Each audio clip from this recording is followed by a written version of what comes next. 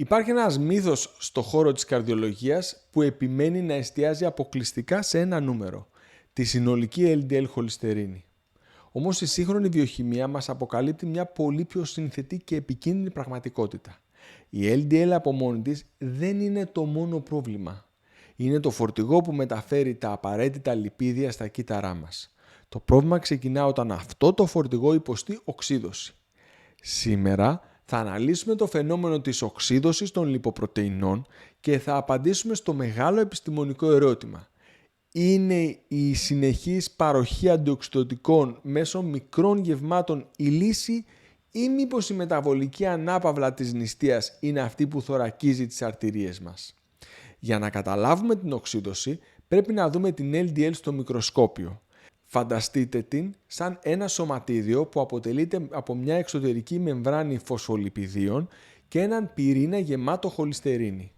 Η οξύδωση συμβαίνει όταν ελεύθερες ρίζες οξυγόνου επιτίθενται στα πολυακόρεστα λιπαρά αυτής της μεμβράνης.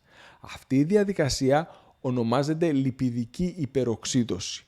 Μόλις η LDL οξυδωθεί, αλλάζει σχήμα. Δεν αναγνωρίζεται πλέον από τους υποδοχείς των κυττάρων και αρχίζει να περιπλανιέται στο ενδοθήλιο, την εσωτερική επένδυση των αρτηριών μας. Εκεί, τα μακροφάγα κύτταρα του ανοσοποιητικού συστήματος την καταπίνουν μετατρέποντάς τη σε αφρόδη κύτταρα και δημιουργούν τη βάση της αθυρωματικής πλάκας. Εδώ μπαίνει στο παιχνίδι η στρατηγική των γευμάτων. Η επιστήμη μας λέει ότι η μεταγευματική κατάσταση, δηλαδή οι ώρες αμέσως μετά το φαγητό, είναι η πιο κρίσιμη περίοδος.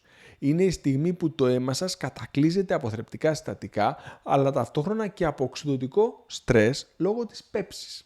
Αν ακολουθήσουμε τη θεωρία των πολλών και μικρών γευμάτων, ο στόχος είναι η συνεχής παρουσία εξωγενών αντιοξυδωτικών στο πλάσμα. Βιταμίνη Ε, καροτενοειδή και πολυφενόλες. Αυτά τα μόρια ενσωματώνονται στο κέλυφος της LDL και λειτουργούν ως θυσιαζόμενοι προστάτες. Δέχονται αυτή την επίθεση των ελευθέρων ριζών αντί για τα λιπίδια της χολυστερίνης. Αυτή η στρατηγική της συνεχούς ασπίδας κρατά την οξυδωτική πίεση χαμηλά καθ' όλη τη διάρκεια της ημέρας. Ωστόσο υπάρχει ένας σοβαρός επιστημονικός αντίλογος που αφορά την ινσουλίνη. Κάθε φορά που τρώμε, η ινσουλίνη ανεβαίνει.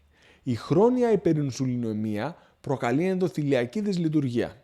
Όταν το ενδοθήλιο φλεγμένει, γίνεται πιο διαπερατό, επιτρέποντας ακόμα και στην υγιή LDL να εισχωρήσει στο αρτηριακό τείχομα. Επιπλέον, η συχνή κατανάλωση τροφής εμποδίζει μια κρίσιμη διαδικασία, την αυτοφαγία. Η αυτοφαγία είναι ο εσωτερικός μηχανισμός ανακύκλωσης του σώματος.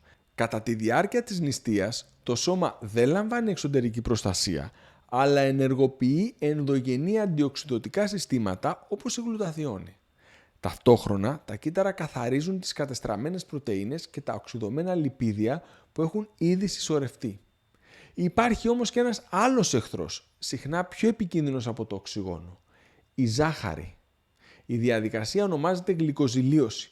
Όταν τα επίπεδα γλυκόζης στο αίμα είναι συνεχώς ψηλά, μόρια ζάχαρης προσκολώνται στις πρωτεΐνες της LDL. Αυτό δημιουργεί τα λεγόμενα AGEs, δηλαδή τελικά προϊόντα προχωρημένης γλυκοζηλίωσης. Μια γλυκοζηλιωμένη LDL είναι πολύ πιο επιρρεπή στο να οξυδωθεί στη συνέχεια. Είναι ένας φαύλος κύκλος βιοχημικής αποδόμησης. Επίσης πρέπει να αναφέρουμε το ρόλο των λιπαρών οξέων. Αν η διατροφή σας είναι πλούσια σε βιομηχανικά σπορέλαια, η LDL σας χτίζεται με ασταθή λιπαρά που οξυδώνονται με την παραμικρή επαφή με το οξυγόνο. Αντίθετα, μια διατροφή πλούσια σε μονοακόρεστα λιπαρά όπως αυτά του ελαιόλαδου δημιουργεί μια LDL που είναι εκ φύσεως πιο ανθεκτική στην οξύδωση. Ποια είναι λοιπόν η τελική επιστημονική ετυμηγορία? Η απάντηση βρίσκεται στη μεταβολική ευελιξία. Η ιδανική προσέγγιση φαίνεται να είναι το μοντέλο της χρονооρισμένης σύντησης ή διαλυματικής διατροφής. Το γνωστό 12-12, 14-10 ή 16-8. Γιατί? Επειδή συνδυάζει τα ωφέλη και των δύο κόσμων. Κατά τη διάρκεια του παραθύρου σύντησης παρέχετε στο σώμα σας τα απαραίτητα αντιοξυδωτικά και τις πολυφενόλες για να χτίσετε μια γερή και προστατευμένη LDL. Κατά τη διάρκεια της νηστείας επιτρέπεται στα επίπεδα της ινσουλίνης να πέσουν, μειώνοντας τη φλεγμονή των αρτηριών και ενεργοποιώντας την αυτοφαγία για τον καθαρισμό των ήδη οξυδωμένων σωματιδίων. Το συμπέρασμα είναι σαφές. Η υγεία της καρδιάς δεν εξασφαλίζεται μόνο με το να ταΐζουμε το σώμα αντιοξυδωτικά, αλλά και με το να του δίνουμε το χρόνο να διορθώσει τις ζημιές μόνο του. Η χολυστερίνη δεν είναι ο εχθρός. Ο εχθρός είναι το οξυδωτικό περιβάλλον στο οποίο την αναγκάζουμε να κυκλοφορεί.